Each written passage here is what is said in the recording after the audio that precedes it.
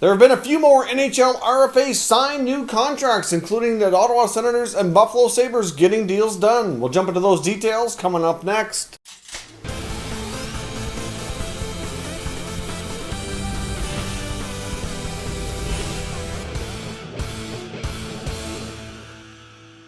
So welcome back to another video here at Top Shelf Hockey. As I mentioned, we have some more NHL signings to discuss today. A couple more restricted free agents have come to terms and avoided salary arbitration here. One for the Senators and one for the Sabres. So first up, we have the Senators coming to terms with center iceman Chris Tierney. Now, Tierney, of course, was one of the main pieces coming back in the Erik Karlsson trade from the San Jose Sharks. The Senators actually made it quite well. Lots of pieces from that are, potential for the future here, including some of the draft picks that they've received, as well as Tierney, Josh Norris, etc. But he's proven to be a pretty good player for the Senators so far. He gets himself a 2-year contract with an average annual value of $3.5 million. He will be an unrestricted free agent when the deal expires. So I personally think this is another great signing by Pierre Dorion and the Ottawa Senators.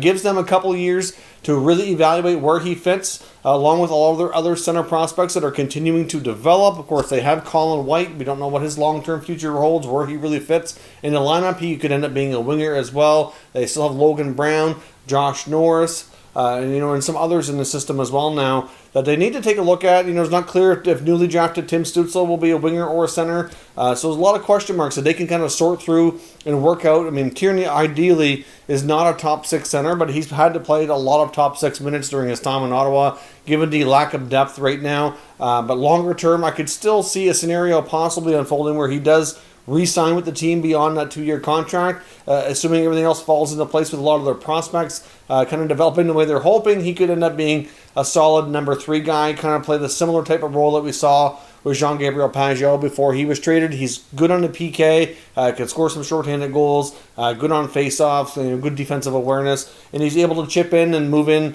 to an offensive role when called upon. If there's an injury in the top 6, he can kind of jump up there. So overall, I like the signing. I think he's a good fit for the Senators while they're going through this phase of the rebuild, and he could be a longer-term fit as well, but it gives them a lot of flexibility here while they evaluate a lot of these prospects over the next year or two. Now, the other signing, as I mentioned, we had today was the Buffalo Sabres coming to terms with RFA goaltender Linus Ullmark. Now, Ullmark is going to be walked right to being an unrestricted free agent. It's a 1-year contract at $2.6 million. Of course, Ullmark for quite a while was hailed upon as being the goalie of the future. Right now, he hasn't really grabbed that to be that guy as of yet. I mean, he's still young enough, I guess, that they could still get a good run out of him.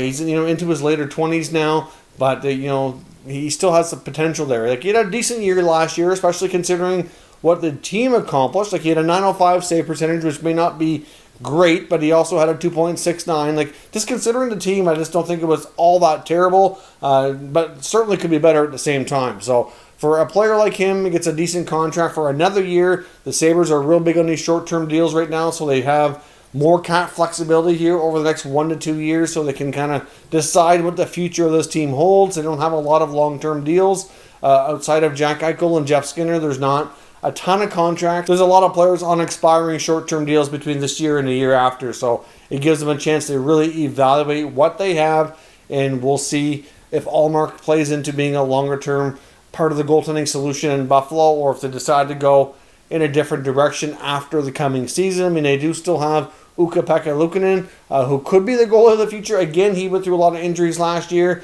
so it's one of the positions, like many actually, in the Sabres world that they just don't really have a clear-cut guy right now that is going to grab that spot and run with it, but they do have some guys like Ullmark and Luukkonen who are certainly potential guys to be the goalie of the future, but we'll see right now what the next year unfolds, and we'll have a better idea here in a year's time if he fits into their long-term plans. That can be the guy that they were hoping he could be while they developed him here the last number of years. So there's still several players that have arbitration hearings set up here that are going to be coming up soon.